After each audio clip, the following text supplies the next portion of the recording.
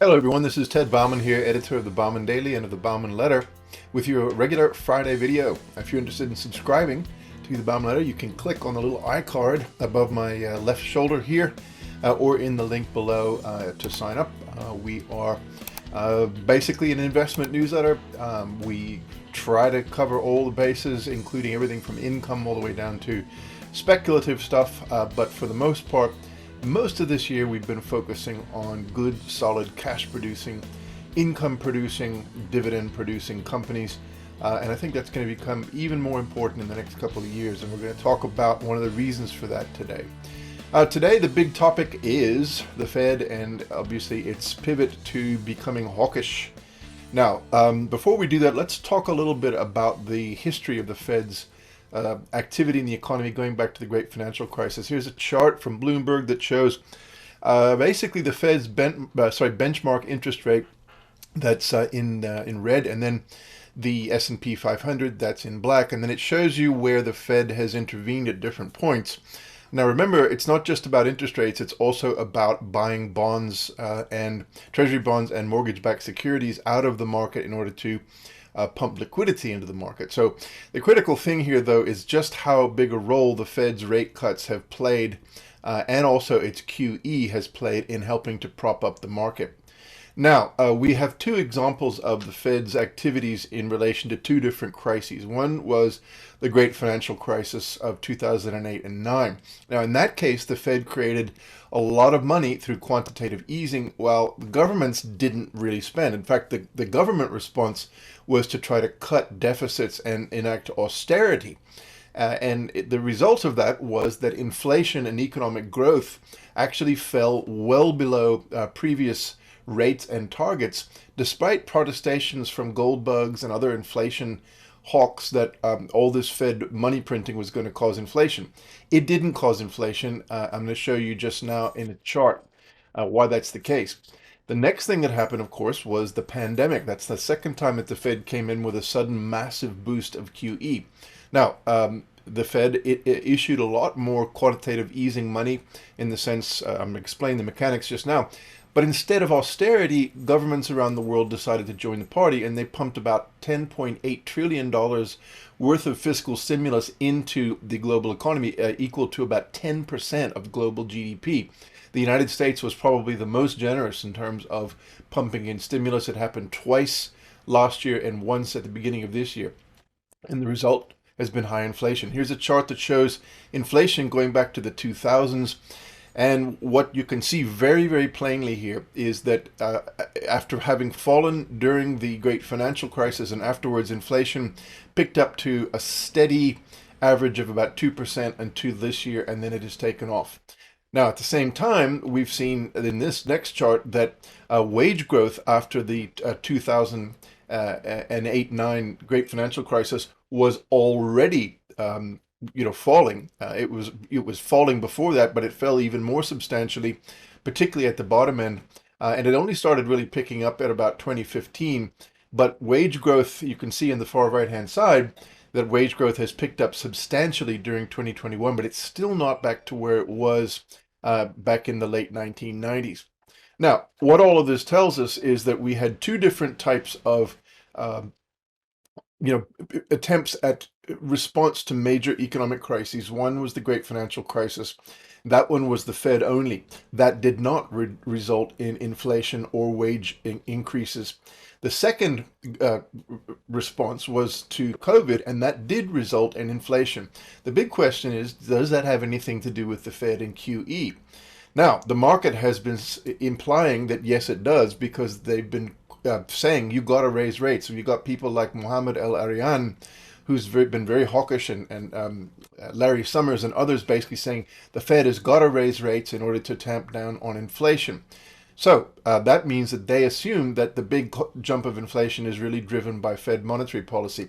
So what has the Fed done? Well, here's the chart that shows the dot plot. This shows the Federal Open Market Committee members' projections for where they think interest rates will be going up to 2025. And the critical thing is that the median is a little over 2% by 2024. So that's a pretty shallow increase But it's an increase nonetheless. It's definitely an increase over where we are right now, which is really less than 0.25%. It's I forget what it is right now, but it's pretty low. So the critical point here is that the Fed has agreed with the market that they're going to raise interest rates in order to try to squash inflation. Now, the stock market certainly expected this, as well as the bond markets. Here's a chart that shows the implied rates based on bond market activity on Wednesday versus Tuesday, and it only really increased slightly. So clearly the Fed they had communicated, I think, since Chairman Powell's testimony to Congress a couple of weeks ago when he said that he was retiring the term transitory, that basically the market has already priced all this in. So that leaves us with two questions, and I think it's critical at this point to start thinking about them because we may not be getting what we're wishing for. First question is, why did we get inflation this time and not after the great financial crisis? Well, let's look at the mechanics of QE, in other words, what the Fed does. QE is just the Fed transferring bonds from the banking sector to the Fed's balance sheet in exchange for cash. In other words, the Fed says, we will buy treasury bonds and mortgage-backed securities from you, and we will create new cash reserves for you. And on that basis, the Fed or the banks can then increase their own cash reserves because they're able to operate on the basis of a multiple of their reserves. There is no automatic mechanism to transfer that cash that is created by those transactions into the real economy. It's just a swap of money and debt within the financial system between the Feds and the banks. It doesn't have anything to do with Main Street. So I believe, and I think history shows, the chart that I showed you earlier, that the QE on its own does not cause inflation. The Fed buying assets out of the banking system in the form of treasury bonds and MBS does not cause inflation because the only way it could is if the banks use the extra cash to lend. But banks didn't use that extra cash to lend during the 2010s because they did not see a strong growth in the economy. Instead, they saw stagnation. They saw growth rates hovering less than 2%, which was much lower than the long-term trend.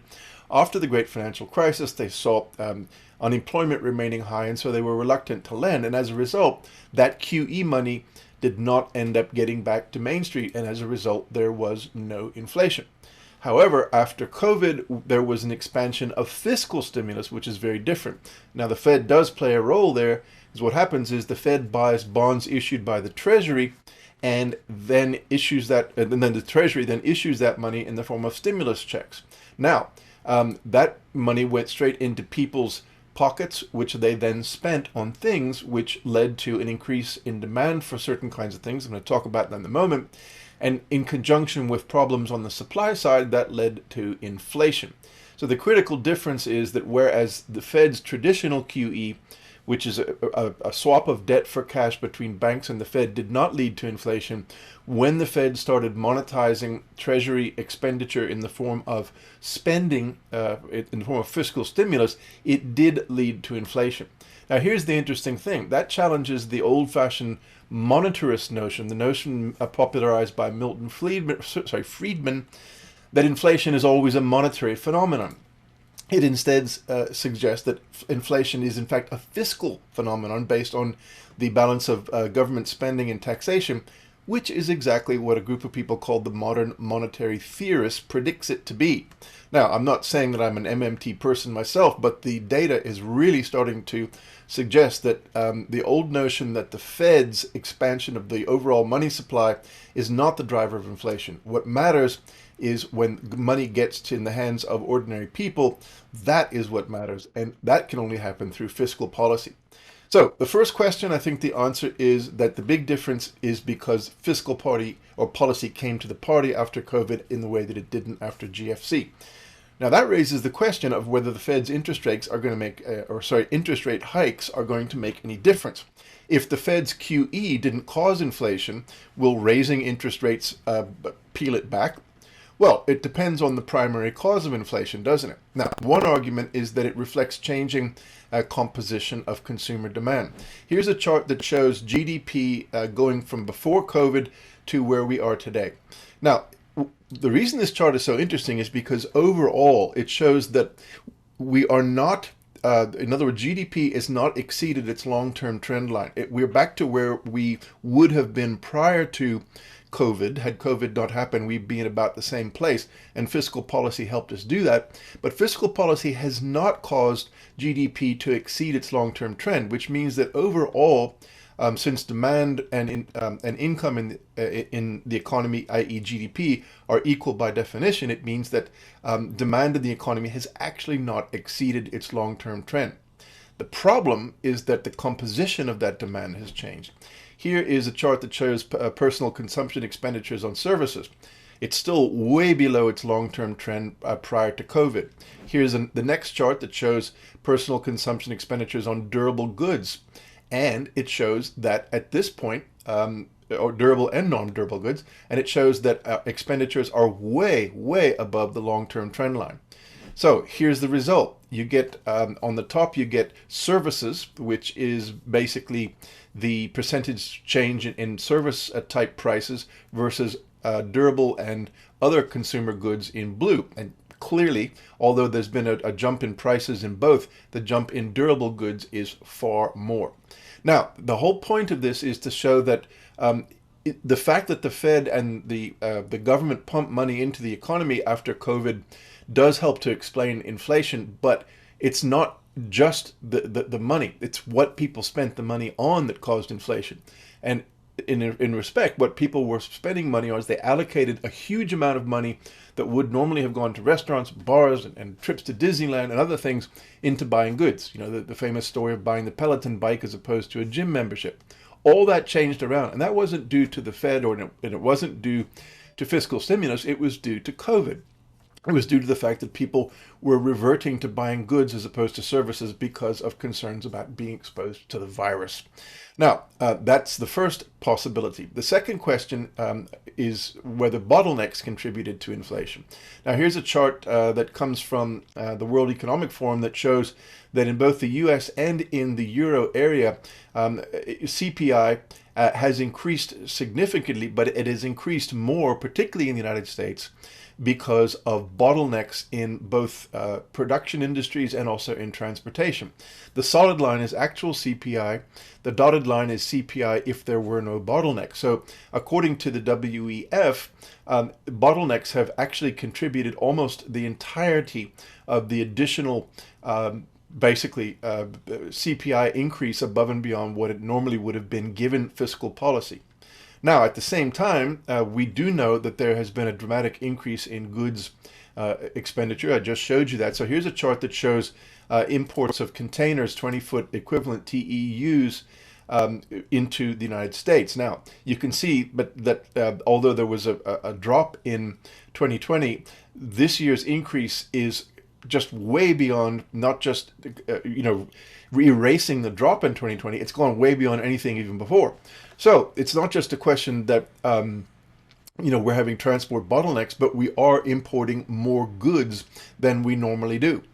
So the upshot from those 2 points, i.e. that we haven't seen an overall increase in GDP or overall expenditure, but we've seen a change in its composition towards goods, suggests that inflation is really caused more by the specific characteristics of COVID, i.e. people preferring goods to services, and not so much the fact that there's additional money in the economy, because a lot of that money that went into the economy simply replaced money that was being lost through wages and lost through business income that wasn't happening because of COVID, remember? So it's not like there was additional GDP being generated by this money. It just got spent differently. And of course, that led to bottlenecks, which has caused inflation. So what is the overall take on where inflation is coming from, and what is the Fed's attempt to deal with it likely by raising interest rates likely to do? Well, today's inflation really kind of resembles what happened after World War II and after the Korean War.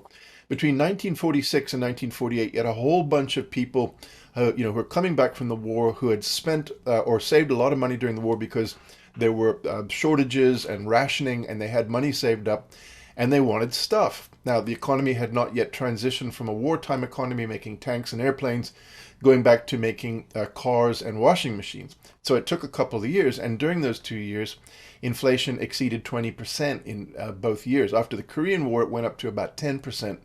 But the cause was the same, that you had restrictions on consumption, you had excess savings, which is like fiscal policy in the sense that all this, what they call dry powder that consumers had to spend.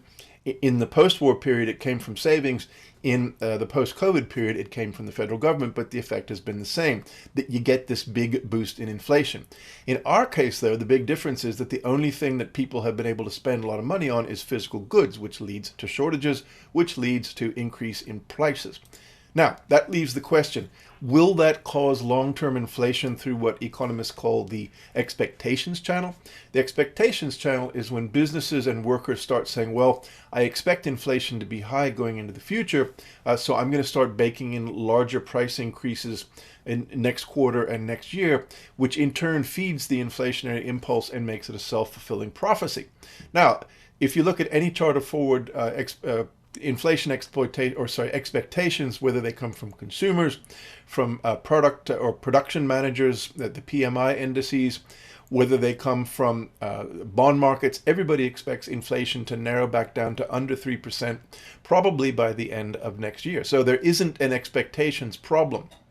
So what that leaves us with, if it turns out that inflation is really a transitory phenomenon, the way it was after World War II, the Fed's tightening might not actually do anything to inflation because it's not going to take any money out of the economy, right?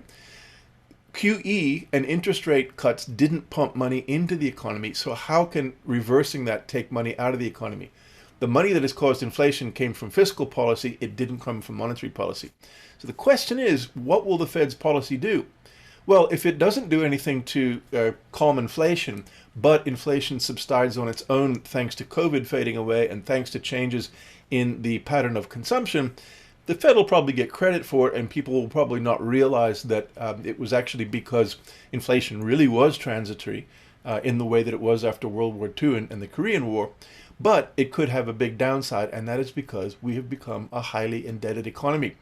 If you get rising interest rates as a result of the Fed trying to address inflation that it didn't cause and that it probably can't change because it doesn't have any way to affect supply chains or people's spending patterns, then you will probably see a decrease in economic activity and a decrease in revenues over time as interest rates rise and as the economy slowly does cool down, and that'll put pressure on debtors. Here's a chart that shows the combined federal, household, and business borrowings going back to before the great financial crisis, but clearly there's a huge spike in 20 and 21, which has taken us above the benchmark, or rather long-term trend. Here's the next chart that shows refinancing and the refinancings that are coming up within the next 5 years. This chart shows the amount of money that is going to be refinanced by government in black, junk bonds, junk loans, in red and blue, and those are basically where you get the biggest danger, because if interest rates rise for the kinds of companies that are basically borrowing to roll over interest payments for previous debt, and all of a sudden those interest rates rise, but their revenues don't rise because rising interest rates are causing the economy to slow down, then you can start to get the makings of a potential financially driven recession. So the overall message is that, yes, the Fed did raise rates. It made the market happy by doing that, by indicating that it was paying attention to inflation. But my guess is that the Fed knows full well that these interest rates increases on their own are not going to stop inflation. So it's really just a question of signaling, messaging, virtue signaling to the financial sector, if you like. And in fact, we may see inflation continue into next year because it's not caused by monetary policy. It's caused by fiscal policy, and it's caused by the way people are changing their spending under COVID conditions. If that's the case, and if the Fed continues to raise interest rates, we could see a slowing economy, as well as the potential for a big squeeze on a big chunk of the indebted part of the U.S. economy, particularly in vulnerable companies that are excessively indebted and paying high yielding bonds already. If that's the case, the Fed could have the paradoxical effect of actually tightening us into a problem. I'm not guaranteeing it, but I think it's something to bear in mind, and the only way you can understand it is by understanding that this inflationary problem is not the Fed's doing, and the Fed can't fix it. So Ted Bauman signing off. I'll talk to you again next week.